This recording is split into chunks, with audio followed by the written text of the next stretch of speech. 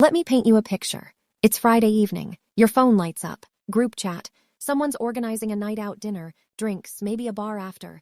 And for a split second, you feel it. That little pull of obligation. I should probably go. But then you look around at your room. The lamp is on. Your show is cued. Your spot on the couch is already broken in just right. And something in your chest just relaxes. You type, "Can't make it tonight, sorry." And the moment you send it, relief. Pure, clean relief. If that's you, if canceled plans sometimes feel like a gift, stay with me. Because what you've been calling laziness, science calls it something completely different. And by the end of this video, you might finally understand why you are the way you are. Here's the first thing you need to understand. Human beings are not all running on the same operating system. Extroverts, the ones who seem to come alive at parties, who feed off the noise and the crowd and the chaos, they're essentially solar panels. Social interaction charges them. The more people, the more energy. But introverts, and people who genuinely prefer solitude, they're running on a battery, a finite one. And every social interaction, even a good one, drains it. A dinner with people you love, a coworker asking how your weekend was, a family call that ran 20 minutes longer than expected. All of it costs something. And home is the only charger that actually works. This isn't a personality flaw, it's neuroscience. Research published in the Journal of Personality found that introverts and extroverts differ in baseline cortical arousal. Introverts are already operating closer to their stimulation threshold, which means external noise and social demands tip them over the edge faster. It's not that they dislike people, it's that people are expensive, and some people just have a tighter budget. But introversion is only part of the story, because not everyone who loves staying home is an introvert. Some of them are something else entirely. Think about what happens the moment you step outside. You give up control. The cab is late. The restaurant is louder than expected.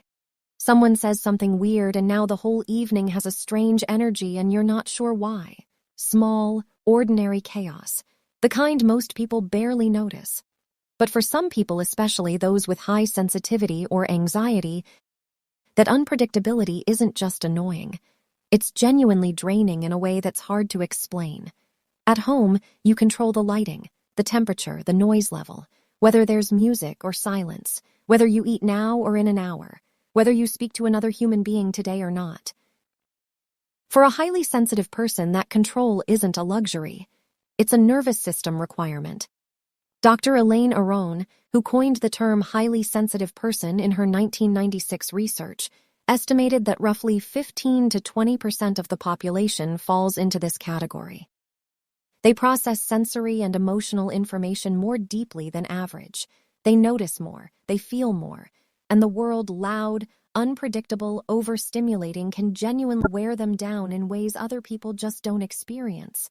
So when they're home, in their controlled, quiet, there's space, they're not hiding from the world, they're recovering from it.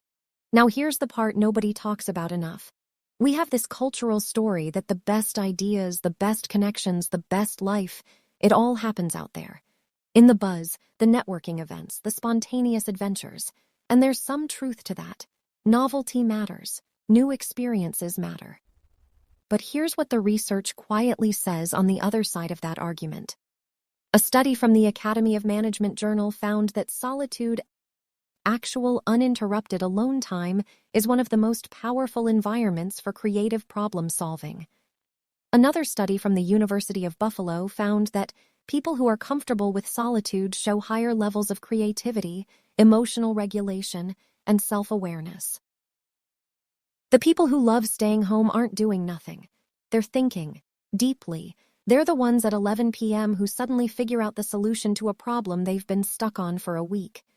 They're the ones whose journals are full, whose ideas are half-finished but rich, whose inner world is genuinely more interesting to them than most conversations. There's a word for this. Autotelic. Finding meaning and reward in the activity itself, not in its social performance. Home lovers are often deeply autotelic. They don't need an audience. The doing is enough. And then there's something even quieter than all of that. Ask someone who loves being home what they actually do on those Saturdays and they'll tell you things that sound, on the surface, almost embarrassingly small. A specific mug, a specific spot by the window, the way they make their coffee, not fast, not functional, but slow, like a little ceremony, a book they've been saving, a show they rewatch because it's like visiting old friends.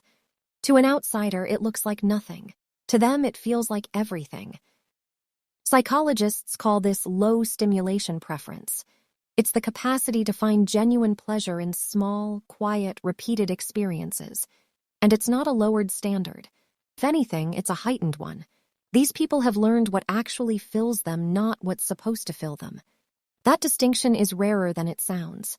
Now, I want to be honest with you here because this video would be incomplete without it. Not everyone who stays home does it from peace. Some people stay home because the thought of going out triggers something that feels a lot like dread. Because social anxiety has quietly expanded its borders until I'd rather stay in isn't a preference, it's an avoidance. Because depression has made the outside world feel far and pointless and heavy in a way that's hard to describe to people who haven't felt it.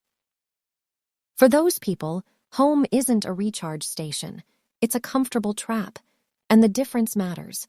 It's worth sitting with. Ask yourself, do I stay home because it genuinely fills me up? Or do I stay home because leaving feels like something I have to psych myself up for more and more often? One is self-knowledge. The other is worth paying attention to. There's no judgment in that question, only honesty. And if the answer makes you uncomfortable, that discomfort might be pointing at something worth exploring with a therapist, a trusted person, or just yourself, quietly. But for those who love staying home from a place of genuine peace from preference, not fear, here's what I want you to know. You are not behind. You are not missing out. You are not boring. You have figured out earlier than most people that the life you want doesn't have to look like anyone else's highlight reel. That peace is a legitimate destination. That depth is not the consolation prize for people who couldn't manage to be social. It's its own kind of richness. So the next time someone tells you you're too much of a homebody, smile and go home. If this felt like someone finally said what you've been thinking for years, subscribe. And tell me in the comments, are you a genuine home lover or do you think there's some avoidance in there too? I read every single one.